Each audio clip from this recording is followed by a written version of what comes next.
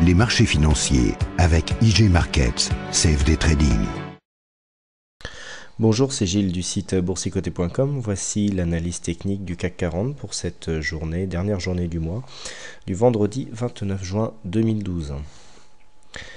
Et donc c'est une grosse séance haussière que nous avons eue aujourd'hui, puisqu'avec une ouverture sur un gros gap haussier à 3144,46, nous avons marqué un point bas à 3112,29, un plus haut à 3196,65, qui est aussi le cours de clôture, donc clôture sur le plus haut après cette forte séance de hausse.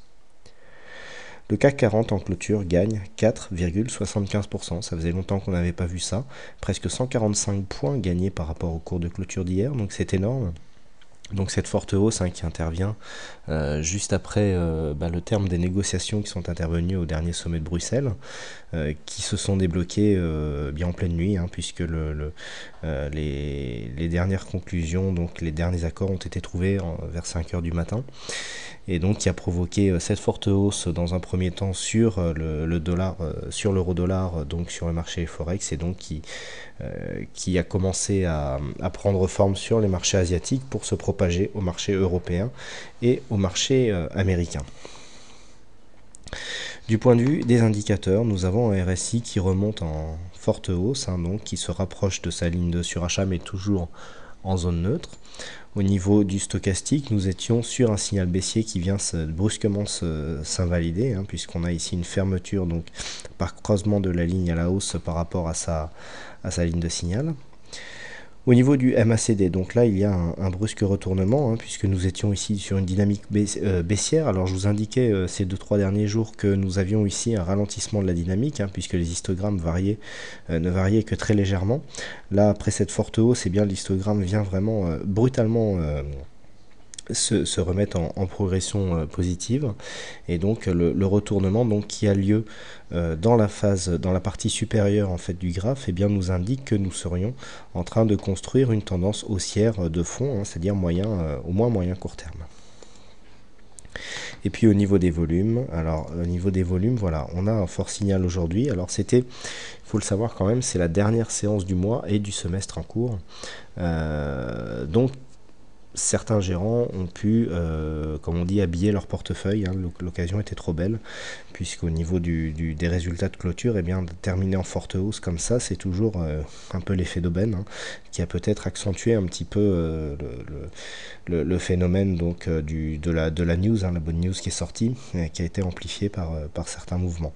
Donc là, on a des volumes nettement supérieurs à la moyenne, quasiment le double par rapport à ce que nous avions, par exemple, mardi et mercredi, et donc des volumes qui sont en forte hausse sur cette séance, avec aussi une forte volatilité. D'un point de vue chartiste, nous avons donc cette ouverture qui se fait sur un fort gap. Je rappelle, le plus haut de la dernière séance se situait à 3071,16, avec une ouverture ici à 3144,46 pour revenir à 3112,29. C'est donc plus d'une trentaine de points qui restent ouverts, puisque nous avons ici un espace comme ça qui reste ouvert. Et donc, chose très importante, on gape ici cette zone de résistance majeure, même si je vous disais récemment qu'elle était en train de perdre un petit peu de sa puissance, puisqu'on commençait un petit peu à la traverser dans les deux sens. Il est quand même intéressant de constater que ce gap s'ouvre ici sur cette zone. Il est intéressant aussi de constater qu'il y avait un mini gap qui était resté ouvert à la baisse, puisqu'ici nous avions un plus bas à 3075,14, et ici sur cette bougie un plus haut à 3075,01. Donc pour 13 centièmes de point, il y avait un gap qui était resté ouvert, et donc qui se trouve dans la zone de gap que nous avons ouvert aujourd'hui. Alors d'un point de vue technique, on invalide beaucoup de scénarios possibles, notamment dans les scénarios baissiers, puisque je vous rappelle qu'on était sous le coup ici de ce support qui n'avait que 2 points de référence, mais qui commençait à trouver ici sa légitimité sur ce mouvement, puisque les cours restaient sous cet ancien support qui était en train de devenir résistance. Et donc nous avions ici cassure, et je vous avais dit que tant qu'on n'arriverait pas ici à passer cette zone-là, on était toujours sur le coup d'une rechute avec une possible cassure ici des 2993. Donc là, c'est totalement l'inverse qui s'est passé. Et chose qui est intéressante aussi de constater, c'est que nous avions ici cette zone. Alors, Ici, on était sur une zone de support, mais qui n'était pas, elle ne correspond à rien avant. Hein. C'est-à-dire, si on écarte un peu la cotation, on n'est pas sur des zones réellement significatives. On était vraiment ici sur une zone que j'avais épaissie en bleu, parce que techniquement, sur la vue court terme, elle représentait bien le haut de la zone qu'il fallait franchir. Et donc là, ce que l'on voit, c'est que nous sommes venus ouvrir juste sur cette zone. Hein.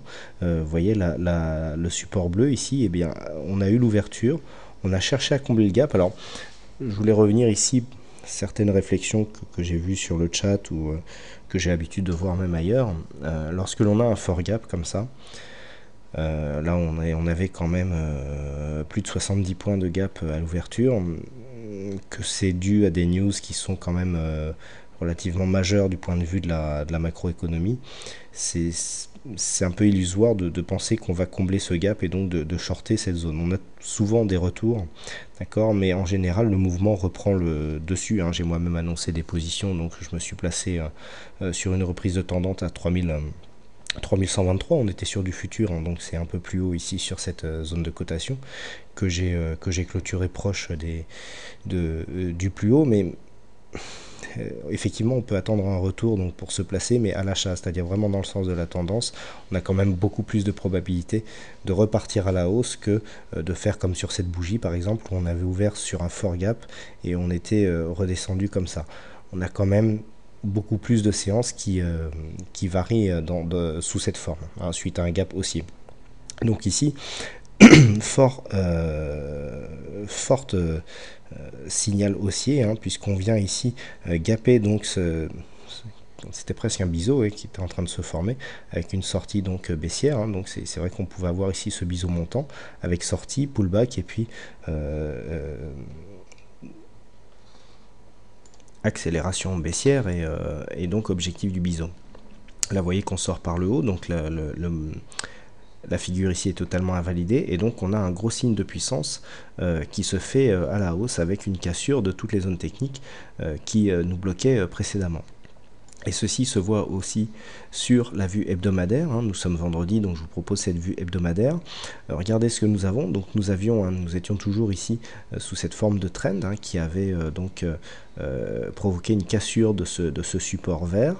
Et je vous avais dit que bien, là on avait une cassure, qu'on était revenu sous cette zone et que tant que cette zone ici était résistante, on pouvait repartir à la baisse. C'est ce qu'on a commencé à faire cette semaine. En début de semaine, là d'ailleurs, c'était très baissier. Hein. On prenait le chemin effectivement d'une continuité de la baisse, avec toujours ce support ici des 3000 points qui pourtant tenait bon.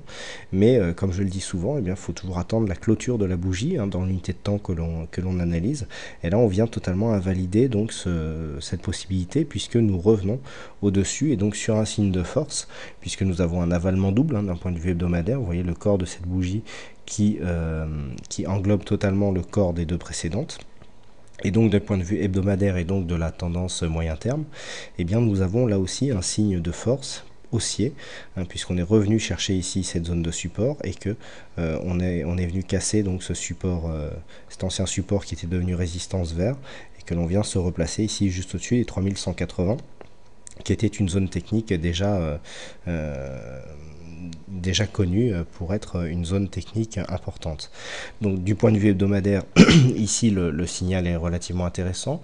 Donc je répète, avalement double, nous sommes revenus ici sous les 3000 qui a bien joué son rôle de tremplin, je dirais, et donc nous clôturons largement au-dessus donc de cette zone verte, avec une clôture qui se situe entre la moyenne mobile 20 exponentielle et la moyenne mobile 50. Donc il faudra vraiment confirmer avec le prochain objectif moyen terme donc qui se fera au niveau des 3300 points avec une extension à 3410 points, 412 même 411,2 qui sera donc la prochaine résistance à jouer. Avant cela, on peut très bien avoir ici une petite dynamique, un retour en overlap ici dans une zone qui peut aller de 3190 à 3150 pour valider l'objectif final donc qui se trouve, comme je vous l'ai dit, à 3410 points. Donc d'un point de vue moyen terme, on peut avoir quelques bougies avant que ça arrive. Donc on a quand même quelques semaines, voire quelques mois avant d'atteindre cet objectif. Donc en fonction de ça, comment trader les prochaines séances, donc en fonction de ce qui se passera ce week-end, puisque cette news peut encore connaître des rebondissements. La zone à surveiller sera ici cette zone bleue. Donc zone qui a été significative donc dès l'ouverture. Il ne faudra pas repasser en dessous, au risque d'invalider totalement ici le mouvement de hausse qui a été initié sur cette séance. Donc tant que l'on reste en dessous, on peut très bien se placer ici sur une phase donc de cassure avec retour sur la zone bleue et on se propulse donc vers d'autres objectifs. On a un objectif, donc le prochain objectif se situe ici sur les 3246 avec un objectif final ici sur la résistance majeure à 3292. En cas de refranchissement donc des 3140-150 pour les prochains jours, ce qu'il faudra surveiller, c'est le comblement du gap. Première chose, donc on peut revenir combler le gap et repartir à la hausse, c'est tout à fait possible, mais s'il y a une cassure donc et que l'on vient commencer à combler le gap, la zone à surveiller sera cette fameuse zone des 3090-3100 points qui, en cas de comblement, il sera intéressant de constater ici l'évolution des cours juste après ce comblement. Alors là on est sur plusieurs jours, ça ne se fera pas en une séance, mais si les cours par exemple ne venaient avoir aucune réaction sur le comblement, on aura le premier objectif à 3030 points avec donc le risque baissier accru que je vous expliquais, à savoir ici zone 3000-3030 avec une possibilité de cassure en cas de franchissement des 2993. Donc pour l'instant on en est loin, on privilégie le scénario haussier avec possibilité ici, on est à plus de 3200 points en after en post-clôture, donc on peut très bien venir ouvrir ici et venir toucher 3246 dès lundi, et puis un retour ici en consolidation technique serait tout à fait possible sans remettre en cause donc la dynamique qui est en cours. Voilà ce que l'on peut dire donc sur cette analyse technique. Aujourd'hui c'est Snaggy qui a gagné au jeu du fixing, et puis désolé pour cette heure tardive donc concernant cette analyse. Il ne me reste plus qu'à vous souhaiter à toutes et à tous un bon week-end, bonne chance dans vos trades, et je vous donne rendez-vous dès la semaine prochaine pour d'autres analyses techniques en vidéo. Bonsoir à tous. Les marchés financiers avec IJ Markets, CFD Trading.